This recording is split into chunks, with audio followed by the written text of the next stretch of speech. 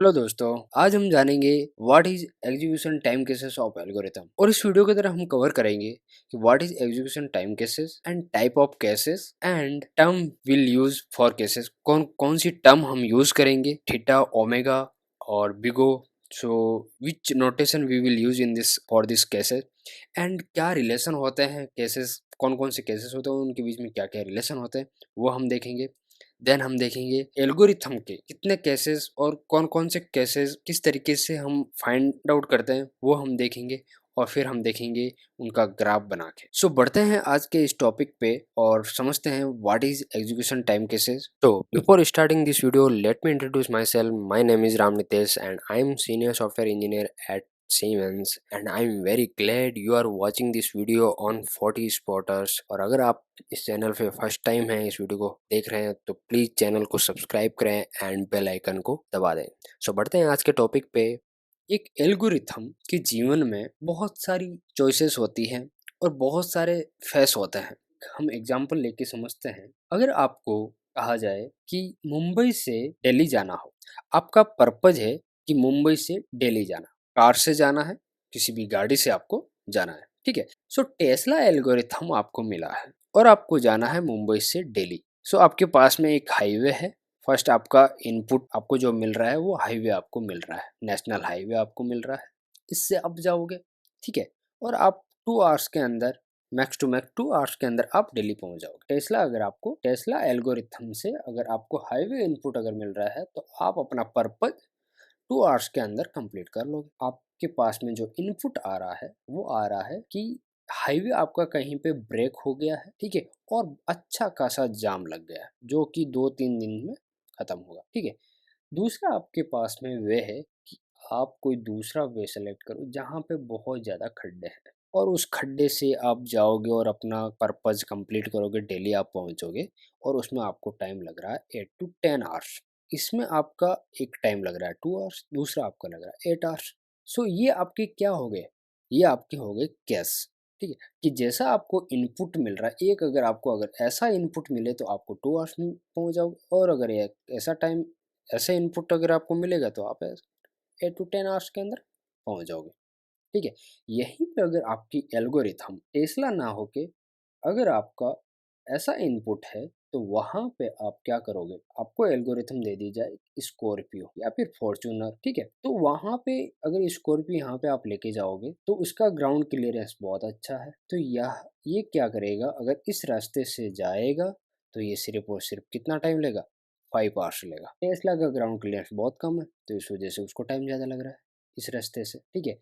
But यही अगर Scorpio अगर यहाँ पे जाती है तो इसको लगभग लगभग टाइम लगता है 3 to 4 आवर्स। बट टेस्ला को इसी रास्ते पे इनपुट अगर ये मिलता है तो इसको 2 आवर्स लगता है, ठीक है। सो हर एक एल्गोरिथम के लिए उसका इनपुट पे उसको अलग टाइम लगता है और उस दूसरी एल्गोरिथम को अपना पर्पस कंप्लीट करने के लिए इनपुट के बेसिस पे उसको टाइम अलग लग रहा है, ठीक है।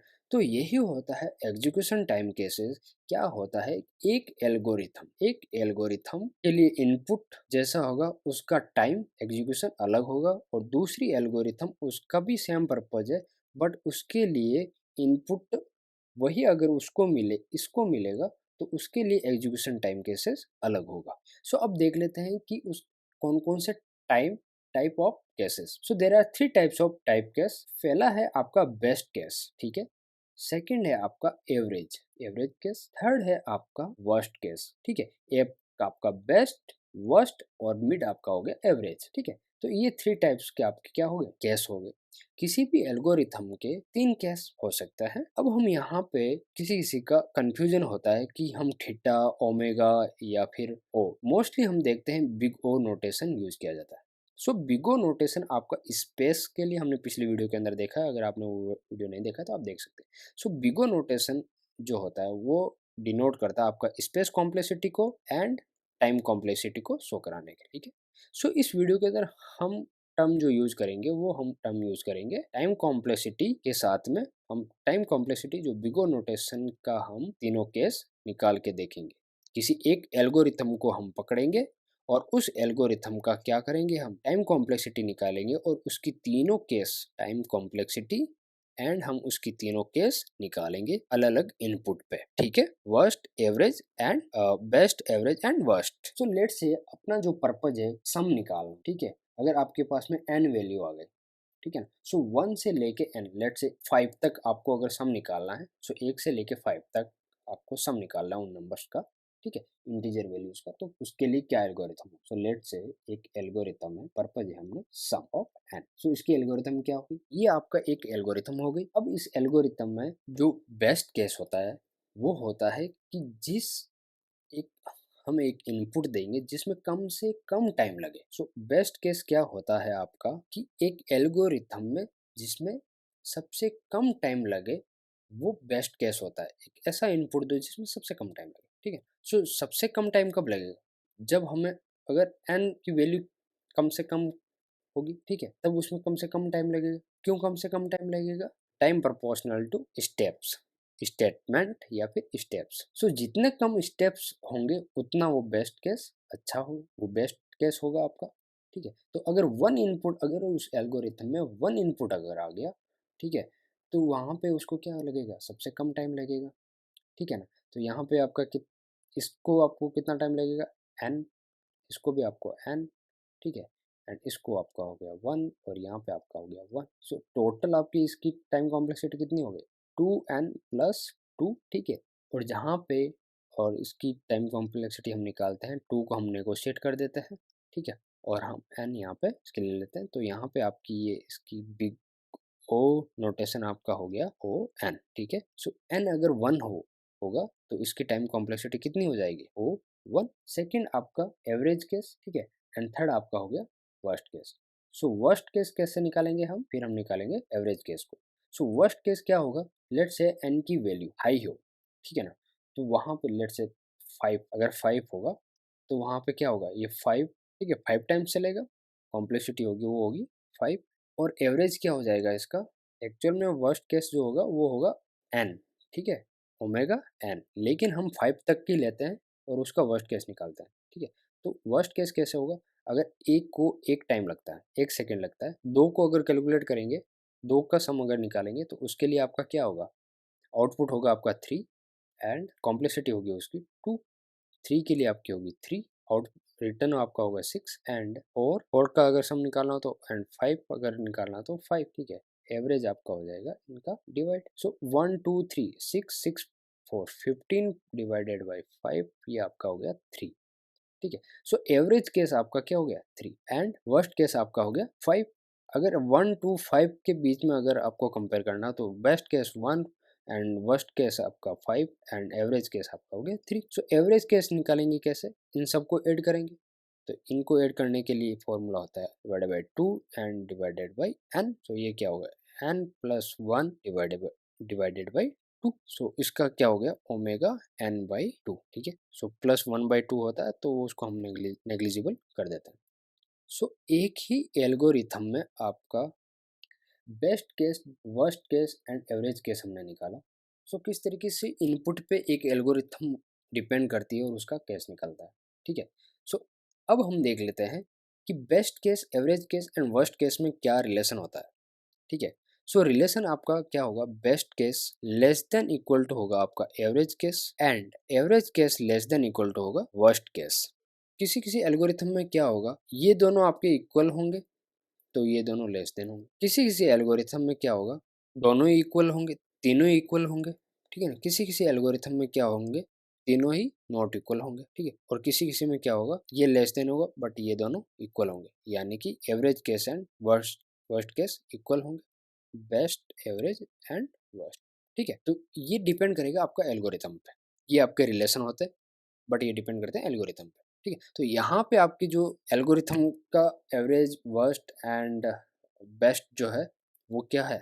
ये वाला केस है, ठीक है। सो वर्स्ट वेस्ट जो केस होगा बिको एन, और यहाँ पे इसका कॉम्प्लेक्सिटी होगी एन बाई 2 एंड इसकी आपकी होगी ओमेगा 1 कांस्टेंट, ठीक है। तो ये आपकी इस एल्गोरिथम का क्या हो गया? रिलेशन हो गया best case, average case and worst case की, ठीक है। ओके, सो इसका हम निकालेंगे best case, average case and worst case, ठीक है। सो ये हो गया आपका कांस्टेंट, ये आपका हो गया n बाई 2 और ये आपका हो गया ओमेगा एन, ठीक है। तो इसका जो आपका होगा ग्राफ इस तरीके से बनेगा, यहाँ पे ये डिनोट करता है आपका ओमेगा, ये आपका हो गया इनपुट। सो यहाँ पे आपका जो बेस्ट केस होगा वो होगा लीनियर, ये आपका बेस्ट केस यानी कि ओमेगा 1, और ये आपका हो गया ओमेगा एन, एंड ये आपका हो गया वर्स्ट केस, एंड ये आपका हो गया एवरेज केस जो कि हो गया ओमेगा एन बाई 2, ठीक है। ये आपकी एल्गोरिथम फर्स्ट, ठीक है। सेम पर्पज हम एल्गोरिथम 2 से निकालेंगे, ठीक है। सो एल्गोरिथम 2 क्या कहती है कि जस्ट अगर आपको सम निकालना है एम एन का, तो आप रिटर्न कर दीजिए डायरेक्ट, फॉर्मूले के साथ में फॉर लूप लगाने की नीड ही नहीं है। एन अगर one, n n plus one divided by two, यही आप रिटर्न कर दीजिए। ना तो आप कोई सम कोई वेरिएबल लो, ना आई वेरिएबल लो, ना फॉर लूप लगाओ, डायरेक्ट आप ये अगर वन आएगा तो one, one into one plus one, two, and divided by two यानी कि वन। अगर टू आएगा तो two into two plus one, two into three, six, six divided by two यानी कि थ्री रिटर्न कर देगा।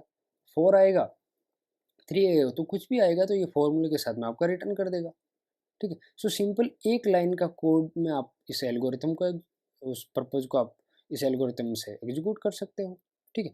तो इस केस में आपका बेस्ट केस क्या होगा, बेस्ट केस अगर वन लूंगा तो भी उसके लिए क्या होगी, कॉम्प्लेक्सिटी क्या होगी, वन होगी, क्योंकि एक ही स्टेटमेंट है।